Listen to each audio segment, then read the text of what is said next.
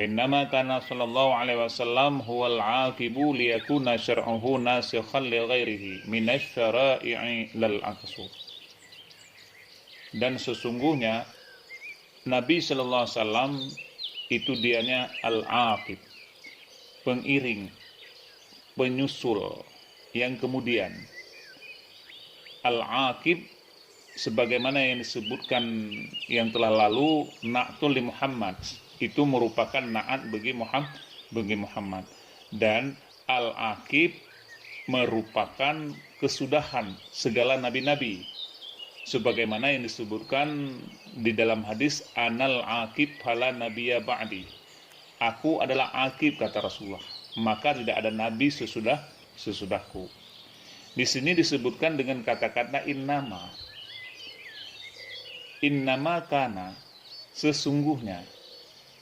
Jadi kata innama sebenarnya berasal dua kata, yakni inna dan ma. Makna inna dalam kata ini adalah ta'kid, artinya penegas, taukid, yang bermakna sesungguhnya. Wa inna ma kana sallallahu alaihi wasallam, dan sesungguhnya Nabi sallallahu alaihi wasallam, di makna innama bermakna sesungguhnya. Sementara makna ma yang mengiringi daripada inna adalah nafiyah, bermakna tidak. Maka detailnya makna innama itu menegaskan kandungan makna pada kalimat sesudahnya, sekaligus menafikan, menegaskan selainnya, selain kalimat tersebut. Sehingga Ibnu Hajar Al-Haytami di dalam kitab Fathul Mubin Syarah Arba'in, kalau nggak salah halaman 121, beliau menyebutkan bahwa isbatul hukmi lima ba'daha wa nafihi amma adahu. Lafaz innama itu adalah untuk menegaskan pengertian kalimat sesudahnya dan menafikan selainnya, selain kalimat tersebut, kata Syekh Ibnu Hajar. Jadi inilah makna detil innama dan makna asalnya. Dimanapun kita menemukannya, baik itu dalam Al-Quran maupun di dalam hadis ataupun dalam kitab-kitab para ulama, makna seperti ini mengandung makna pembatasan. Sehingga oleh para ulama, kata innama juga disebutkan sebagai adatul hasri, yakni alat untuk membatasi makna. Kemudian penggunaan lafaz innama juga untuk hasar secara majasi atau secara majazi. Ini seperti disebutkan para ulama dengan istilah hasar idhafi. Hasar idhafi ini banyak sekali disebutkan, sebagaimana yang disebutkan di dalam Al-Quran, misalnya innama anta munzirun, banyak sekali. Itu semuanya untuk hasar idhafi. Jadi di sini wa innama kana sallallahu alaihi wasallam merupakan taukid. Karena di sini masih dalam pembahasan aqib. Wa innama kana sallallahu alaihi wasallam huwal aqib liyakuna syar'uhu, supaya adalah syariatnya Nabi nasikhan, itu menasahkan, itu membatalkan. Syariat Nabi kita itu bisa membatalkan li ghairihi, bagi yang selainnya, syariat daripada Nabi kita. Minas syara'i, daripada segala syariat lal aqsu, bukan sebaliknya, bukan syariat Nabi yang lain menafikan atau menasahkan syariat Nabi kita. Jadi asy-syara'i di sini dengan makna al-mutaqaddimah atau al-madiyah, syariat Nabi yang dahulu, yang telah lalu, itu semuanya dinasahkan, itu semuanya dibatalkan. Itu namanya aqib. Jadi makna aqib agar seluruh syariat yang selain daripada syariat Nabi kita semuanya dinasahkan, bukan sebaliknya. Lal aqsu, bukan sebaliknya. Bukan syariat yang lain yang membatalkan syariat Nabi kita, tidak. Artinya ketika Nabi dilantik, menjadi rasul selepas nabi-nabi yang lain, walaupun secara nisbah alam arwah, Nabi Muhammad tetap sebagai orang tua segala nabi-nabi. Itu secara nisbah kepada alam arwah.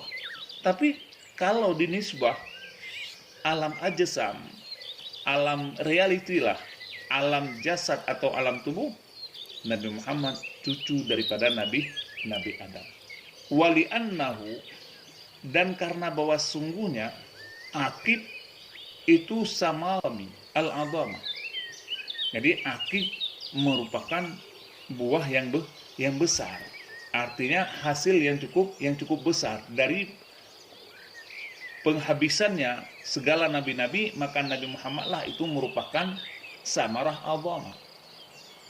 Faedah yang besar. Izhual maksudu min hadzal alam.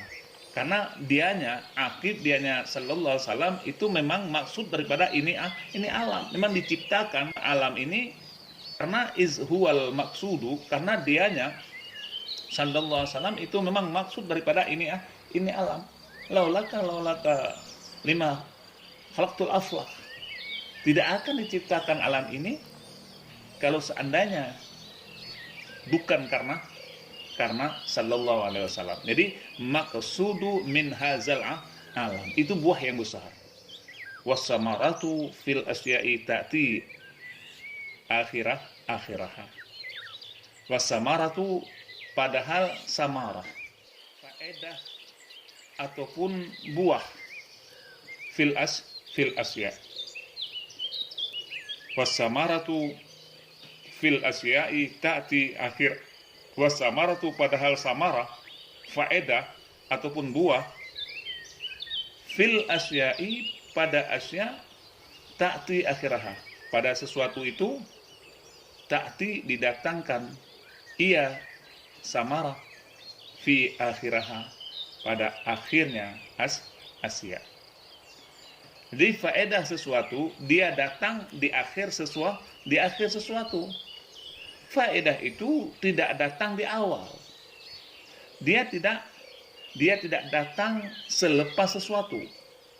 Maka sebab itu kata Syekh, wa ansyidu, telah bernasib mereka itu ulama, ni'ma ma qala sadatul awwali awalul fikri akhirul amali. Sebaik-baik barang yang telah berkata sadatul awali, oleh pemimpin-pemimpin dahulu, oleh para pendahulu-pendahulu. Apa kata pemimpin-pemimpin yang dahulu? Awalul fikri, awal pikir, akhirul amali, itu akhirnya itu berbuah. Jadi sesuatu dia datang di akhir, sesuatu faedah itu tidak datang di awal. Akhir. Fa in qulta hasilu ma'nal aqibi annahul khatimu lirrusuli wa hina idin yalzamu tikraru ma'a qaulil musannifi lirusli rabbihi. Fa in qulta, maka jika engkau kata, ini i'tiraj, hasilu, bermula hasil makna al-aqib, annahu, bahwasanya makna al-aqib al-khatimu lirrusul, itu khatim lirrusul, artinya kesudahan bagi segala rasul-rasul. Itu kalau dijadikan makna aqib, artinya makna aqib menjadi makna khatimur rusul. Muhammadil khatimil lirrusuli lirusli rabbihi. Jadi kalau makna aqib khatimul lirusli. Al-khatimu lebih bagus dibaca dengan kasrah ta, karena bacaan yang lebih masyhur kasrah ta, ketimbang dibaca fathah nyata khatamur rasul atau khatamir rasul. Karena kalau dengan fathah itu khatama atau khatami dengan makna cincin. Boleh dibaca khatama dengan ta yang patah jika ada hubungan dengan Nabi, artinya jika diibarat kata-kata tersebut dengan ada kaitannya dengan Nabi atau dengan Rasul, karena tidak mewahamkan kepada makna cintin. Sehingga di sini lebih populer kita katakan khatimul rusli, artinya penghabisan bagi segala rasul-rasul. Jadi makna akib dihasilkan, ada yang mengatakan al khatimul rusul, sehingga wahina izin, dan di ketika itu maknanya akib khatimul rusul, yalzamu tikraru ma'a qaulil musannifi, lazim oleh mengulang-ulang beserta perkataan musannif. Apa perkataan musannif? Li rusli rabbih. Sehingga ketika diambil kesimpulan makna akib itu al khatimul rusul, sehingga terulang-ulanglah lafaz di dalam bait itu beserta perkataan musannif li rusli rabbih, karena di dalam bait Muhammadil akib li rusli rabbih wa alihi wa sahbihi wa hizbihi. Jadi ketika makna akib ini khatimil rusul, sehingga berulang-ulanglah maknanya. Artinya Muhammadil khatimil rusul li rusli rabbih. Jadi sudah berulang-ulang. Pasti lazim berulang-ulang. Sehingga jadilah takdirnya li'anna takdira, karena bahwa semua takdir al-khatimil rusuli li rusli rabbih.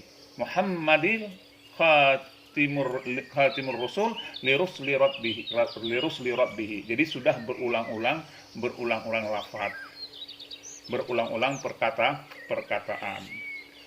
Qultu, aku jawab, kata musannif, karena di belakang kan fa in qulta, maka dijawablah oleh musannif.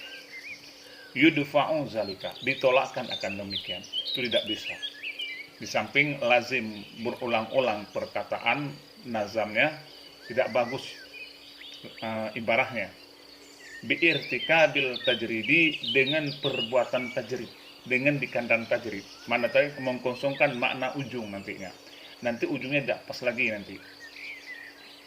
Dengan taswirnya, dengan bahwa sungguh dikehendaki dengan akib al-khatimu fakat, oleh kesudahan fakat maka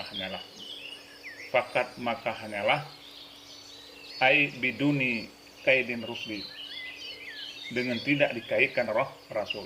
Boleh kalau dijadikan akib itu menjadi khatim, boleh, tapi jangan dikaitkan lafaz rasul. Kalau al-akib al-khatim fakat tidak apa-apa, dengan tanpa kait rusli, dengan tidak dikaitkan rusul, artinya Muhammadil khatim li rusli rabbih, enggak apa-apa.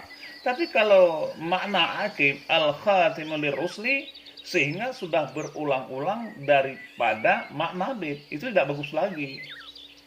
Sudah tajrid, dikandang tajrid maknanya itu, sehingga ditolakkan akan demikian. Andai kata akib dengan makna khatim fakat, enggak apa-apa. Ai biduni qaidil rusli, dengan tanpa kait rasul, enggak apa-apa. Jadi maknanya Muhammadil khatimil rusli rabbih wa alihi wa sahbihi wa hizbihi, itu bagus. Itulah yang ditolak oleh musannif.